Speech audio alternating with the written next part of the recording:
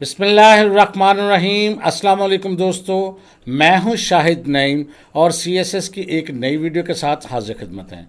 दोस्तों, आज की वीडियो भी बहुत इंटरेस्टिंग होने वाली है क्योंकि आज हम देखेंगे कि किसी भी एलिमेंट के अंदर हम उसकी बैकग्राउंड में इमेजेस कैसे एडजस्ट कर सकते हैं। बहुत ही ज़बरदस्त वीडियो है। तो इससे पहले कि हम अपनी वीडियो का आगाज़ करें, तमाम वो दोस्त जो इस चैनल पे नए हैं उनसे गुजारिश है कि अगर अभी तक आपने हमारे चैनल को सब्सक्राइब नहीं किया तो चैनल को सब्सक्राइब कर लीजिए और उसके साथ नज़र आने वाले बेल के आइकन पर क्लिक करना मत भूलें। इससे ये होगा कि हमारा एक लॉन्ग टर्म रिलेशनशिप इस्टेब्लिश हो जाएगा। जब भी हम कोई नई वीडियो अपलोड करेंगे आपको उसका नोटिफिकेशन मिलेगा और आप उससे जल्द फ़ायदा हासिल करेंगे।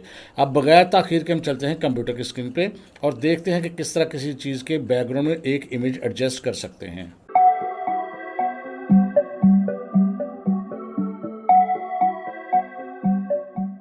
तो दोस्तों, अब हमने देखना है कि किसी भी HTML के एलिमेंट के अंदर उसकी बैकग्राउंड के अंदर हम इमेज कैसे एडजस्ट कर सकते हैं और उसकी मुख्तलिफ सेटिंग्स कौन सी हैं। लेकिन इससे पहले कि हम उसको सीखें, हम ऐसा करते हैं कि कुछ इमेजेस मैंने पहले से डाउनलोड करके रखे हुए हैं, उनको हम अपने उस फोल्डर में कॉपी कर लेते हैं जहाँ पर हमारे HTML की फ़ाइल्स पड़ी हैं या CSS की फ़ाइल्स पड़ी हैं, ताकि उनको इस्तेमाल करना आसान हो जाए। तो पहले अपने कंप्यूटर की स्क्रीन पे चलते हैं, यानी माई कंप्यूटर में चलते हैं और उसके डाउनलोड के फोल्डर में कुछ तस्वीरें हैं, उनको हम ट्रांसफ़र करते हैं। तो दोस्तों, यहाँ पर मैंने कुछ पिक्चर्स ऑलरेडी डाउनलोड की हुई हैं। एक तो आपने ये करना है कि जो भी पिक्चर इस्तेमाल करनी है उसका नाम आपने रीनेम करके आसान कर लेना है। तो मैं इसको राइट क्लिक करके इसको रीनेम कर लेता हूँ और इसका नाम जो है मैं यहाँ सिर्फ लिख देता हूँ नेचर। नाम छोटा करने का मकसद सिर्फ ये है कि जब आप उसको CSS में इस्तेमाल करें तो उसका नाम आपको लिखना ज़्यादा टाइप ना करना पड़े। तो एक ये पिक्चर है, एक ये पिक्चर है, इनको सेलेक्ट कर लेता हूँ मैं कंट्रोल के साथ या शिफ्ट के साथ कर लें। नीचे की तरफ जाएंगे तो एक ये लोगो भी है कंपनी का, इसको भी मैं सेलेक्ट कर लेता हूँ और कंट्रोल C प्रेस करता हूँ। फिर मैं जाऊँगा अपने C ड्राइव में और उस फोल्डर में जाऊँगा जहाँ हमारी फाइल्स पड़ी हैं, यानी CSS ट्यूटोरियल, और उसके अंदर चैप्टर 3 के अंदर जाके मैं इनको कर देता हूँ कंट्रोल V के साथ पेस्ट। अब हम चलते हैं दोबारा अपनी स्क्रीन पर। तो फाइल्स हम कॉपी कर चुके हैं अपने फोल्डर के अंदर। अब हमने ये देखना है कि वो कौन सी प्रॉपर्टी है जिसके ज़रिए हम इमेजेस जो हैं बैकग्राउंड में एडजस्ट कर सकते हैं। तो सबसे पहले वो देखते हैं, ये है जी background image property. This property is use to set background image of an element, यानी किसी भी एलिमेंट के बैकग्राउंड पे इमेज सेट कर सकते हैं। तरीकाकार क्या है, बैकग्राउंड डैश इमेज लिख के आगे कॉलन डाल के उसके अंदर आपने लिखना होता है URL से मुराद होता है कि लिंक, और उसके अंदर डबल कोटेशन साइन में अपने वो फाइल का नाम लिखना होता है, यानी उस पिक्चर का नाम लिखना होता है, उस इमेज का नाम लिखना होता है विद एक्सटेंशन जिसको आप डिस्प्ले करना चाहते हैं। एक दफ़ा करके देखते हैं। तो कोड एडिटर विंडो में अगर आप देखें तो यहाँ हमारे पास सब 3 नई फाइल्स हैं इस्लामाबाद के नाम से, और ये तस्वीर नज़र भी आती है। अच्छा, ये ज़रूरी नहीं है कि हर एक के उस कंप्यूटर में ये नज़र आए। बाज़ के कंप्यूटर्स में फ़ाइल्स नज़र आती हैं, बाद में बाइनरी इमेजेस आते हैं, तो आपने परेशान नहीं होना। तो ये KLC का एक लोगो है, ये एक नेचर के नाम से पिक्चर है। अब इनको हमने यूज़ करना है। तो सबसे पहले नई फाइल ले लेते हैं, इस पर क्लिक करते हैं, न्यू फाइल पे backimage.html मैंने इसका नाम रख दिया और जल्दी से साइन ऑफ एक्सक्लेमेशन के ज़रिए बॉयलर प्लेट कोड डाल दिया। इसको मैं करता हूँ जूम और सबसे पहले टाइटल को कर देते हैं एडजस्ट। यहाँ पर मैं लिख देता हूँ बैकग्राउंड इमेज, और उसके साथ ही इसको सेव करने के बाद मैं यहाँ एक नई फाइल बनाता हूँ। इसका नाम भी रख लेते हैं backimage.css और ये सेव हो गई। अब हम इसका लिंक भी बना देते हैं HTML के अंदर। टाइटल के नीचे एंटर प्रेस करके हम लिखते हैं लिंक, और यहाँ पर href के अंदर लिख देते हैं बैक, और ये इस खुद ब खुद नाम आ गया, इसमें से सिलेक्ट कर लें, लिंक हमारा जनरेट हो गया। अब यहाँ पर ये बॉडी टैग है, बॉडी टैग के अंदर हम इमेज कैसे एडजस्ट कर सकते हैं इसको हम देखते हैं। अभी स्क्रीन पे ज़ाहिर है कुछ भी नज़र नहीं आएगा, तो बैकग्राउंड इमेज हम कैसे लगा सकते हैं देखते हैं। CSS में चलते हैं और यहाँ मैं लिख रहा हूँ बॉडी और उसके बाद करली ब्रैकेट्स, और यहाँ पर मैं लिख देता हूँ बैकग्राउंड इमेज, और उसके बाद यहाँ टाइप करता हूँ URL और डबल कोटेशन साइन में लिखना है। याद रखना, ये डबल कोटेशन साइन आपने खुद डालने हैं, और जो भी आप फाइल दिखाना चाहते हैं उसका नाम लिख दें। जैसे मैं यहाँ दिखाना चाहता हूँ नेचर, यहाँ नेचर आ गया तो खुद ब खुद लिखा गया। ये अब देखते हैं कि इससे क्या होता है। कंट्रोल S करते हैं, ज़रा एक दफ़ा अपना देखते हैं रिज़ल्ट। तो यहाँ देखें बैकग्राउंड के अंदर आपका इमेज नज़र आ रहा है, लेकिन इमेज थोड़ा नज़र आ रहा है, उतना नज़र आ रहा है जितनी हमारी स्क्रीन है। अगर इसको हम चाहते हैं कि पूरा एडजस्ट करना है या कैसे करना है, इसको अभी हम देखते हैं कुछ देर बाद। लेकिन इसको दोबारा हम एक चीज़ और करते हैं, अच्छा, अब यहाँ नेचर डॉट जेपीजी की बजाय मैं इसको अरेज करके यहाँ पर मैं लगा देता हूँ KLC.png। ये लोगो है, कंट्रोल एस करते हैं, आप देखते हैं और अब देखें ये लोगो आ रहा है, ठीक है। लेकिन ये लोगो दो आ रहे हैं, दो किस लिए आ रहे हैं, क्योंकि इसका साइज़ था छोटा, ठीक है जी। अब हम इसको देखते हैं कि इसके साथ हम क्या कर सकते हैं। तो जब भी बैकग्राउंड इमेज हम देते हैं बेसिकली, तो बाज़ का पिक्चर का साइज़ बड़ा होता है, बाज़ का छोटा होता है, तो हमें उसके साथ कुछ एडजस्टमेंट करनी पड़ती हैं। तो बैकग्राउंड इमेज के साथ ही हम एक और चीज़ पढ़ते हैं जिसका नाम है बैकग्राउंड साइज़। वो क्या करता है, वो आपकी बैकग्राउंड के तीन इसके ऑप्शन होते हैं बेसिकली। ये आपकी बैकग्राउंड की पिक्चर को एडजस्ट करता है। कैसे करता है इसको ज़ाहिर हम देखते हैं। इसमें एक कवर ऑप्शन है, एक कंटेन ऑप्शन है और एक ऑटो ऑप्शन है। इसका क्या फ़र्क आता है इसको ज़रा देखते हैं हम। इसको सही तरह से देखने के लिए हम ये करते हैं, यहाँ एक डिव बना लेते हैं। मैं यहाँ डिव बनाता हूँ और डिव के अंदर अगर कुछ लिखना चाहें तो ठीक है, नहीं तो ऐसे भी छोड़ दें। लेकिन यहाँ पर मैं CSS में भी इसको बॉडी की बजाय मैं यहाँ लिख देता हूँ डिव।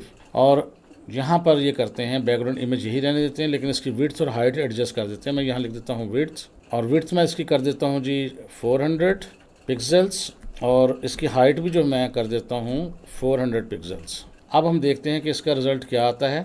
अब ये डिव जो है 400 बाई 400 है, लेकिन इसमें ना तो उसका कोई कलर नज़र आ रहा है और ना ही हमें इमेज नज़र आ रहा है। हम डिव को कोई कलर भी दे देते हैं। यहाँ मैं लिखता हूँ जी बैकग्राउंड कलर आप कोई भी दे दें। फ़र्ज़ करते हैं मैं यहाँ aqua दे देता हूँ, कंट्रोल एस करते हैं, आप देखते हैं रिज़ल्ट। अब यहाँ देखें डिव तो नज़र आ रही है कलर की वजह से, लेकिन उसके अंदर जो पिक्चर है यानी जो इमेज है वो पूरी नज़र नहीं आ रही। लिहाजा हमें इसको पूरा सेट करने के लिए हमें क्या करना पड़ता है, हमें इसके अंदर बैकग्राउंड साइज़ का इस्तेमाल करना पड़ता है। वो कैसे करते हैं उसको देखते हैं।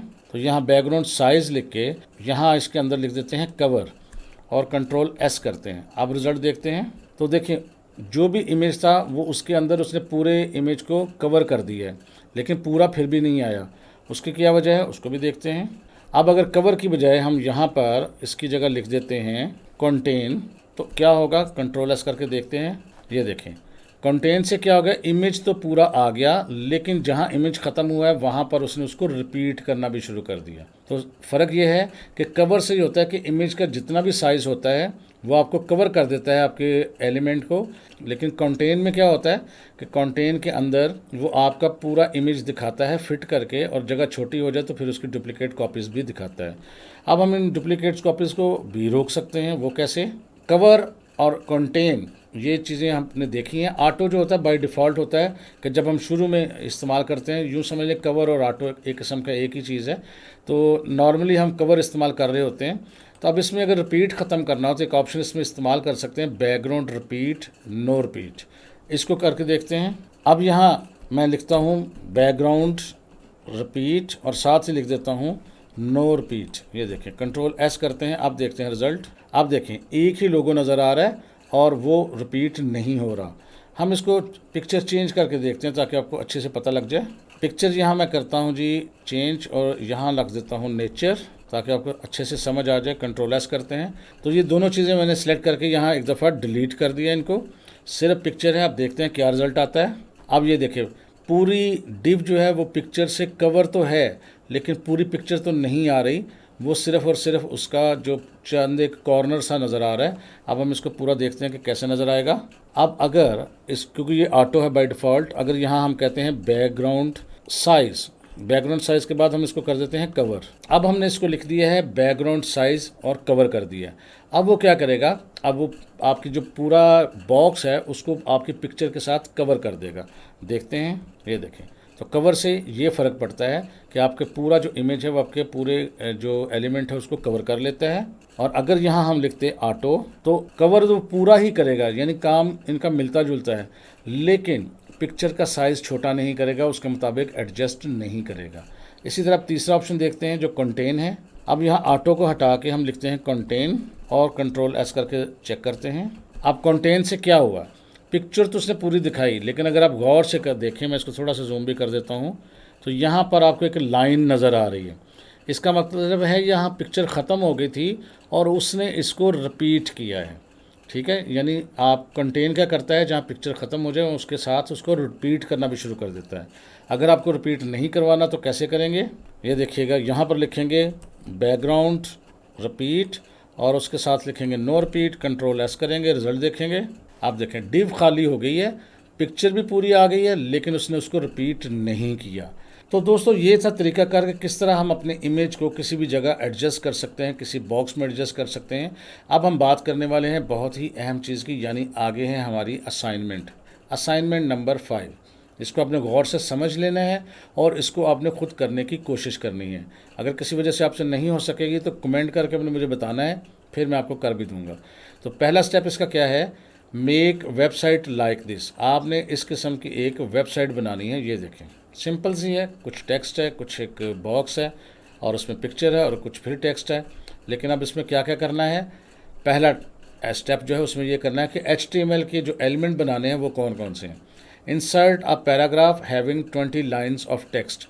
आपने एक ऐसा पैराग्राफ बनाना है, यानी ये जो ऊपर वाला पैराग्राफ है जिसमें कम से कम टेक्स्ट की 20 लाइन्स हों। Number 2, create a div and right any city name in it. आपने फिर एक डिव क्रिएट करनी है जिसमें किसी भी शहर का आपने नाम लिख लेना है, वो आपकी मर्जी है।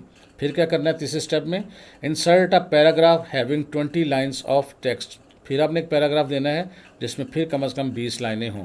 तो ये आपका स्टेप 1 मुकम्मल हो गया। लेकिन स्टेप 2 में क्या करना है, इसी को आगे लेके चलना है। Make following settings in CSS files. आपने ये सेटिंग भी करनी है। क्या करनी है, make all paragraphs text size to 20 pixels, यानी जितने भी पैराग्राफ के अंदर आप टेक्स्ट लिखेंगे उसके टेक्स्ट का साइज़ 20 पिक्सल्स करना है। Set div width 400 pixels, div की विड्थ 400 करनी है और हाइट करनी है 250 पिक्सल्स। फिर उसके बाद क्या है, set its border to 5 pixels, solid करना है और उसको ब्लैक कलर में करना है। आल्सो कर्व इट्स कॉर्नर्स, और उसके कॉर्नर्स जो हैं वो गोल करने हैं विथ 20 पिक्सल्स ऑफ रेडियस। ये आपको याद होगा कि किस तरह हम गोल करते हैं, 25 पिक्सल्स ऑफ रेडियस के साथ उसको करना है हमने। Div text size should be 30 pixels and in centre. Div के अंदर जो अपने टेक्स्ट लिखना है वो 30 पिक्सल्स का हो और सेंटर में भी हो। इसी तरह add background image of any city which covers entire div, और फिर आपने किसी भी शहर का जो है वो इमेज उसके अंदर एडजस्ट करना है जो पूरी डिव को कवर कर रहा हो। Div should be sticky eight top. Div को फिर ऐसा बनाना है कि अगर आप स्क्रॉल करें तो वो स्टिकी हो, कहाँ पर, टॉप पर of the screen on scroll, यानी जब स्क्रॉल करें तो टॉप पे वो स्टिकी हो जाए यानी जाम हो जाए, नीचे तो आए ऊपर ना जाए। And it should to locate 750 pixels away from left edge of the browser, और ये जो आपका ब्राउज़र के लेफ़्ट साइड है वहाँ से वो 750 पिक्सल का फासला भी आपने देना है। तो ये है आपकी असाइनमेंट। मैं उम्मीद करता हूँ आप इसको कर लेंगे और करने के बाद हमारे साथ शेयर भी करेंगे, और अगर आपको ये वीडियो अच्छी लगी है तो इसको लाइक भी करेंगे, और जिन लोगों ने सब्सक्राइब नहीं किया चैनल को अभी तक वो सब्सक्राइब भी कर लेंगे। तो इंशाअल्लाह ताला दोबारा मुलाकात होगी नई चीज़ों के साथ। तब तक के लिए इजाज़त दीजिए। अल्लाह हाफिज़।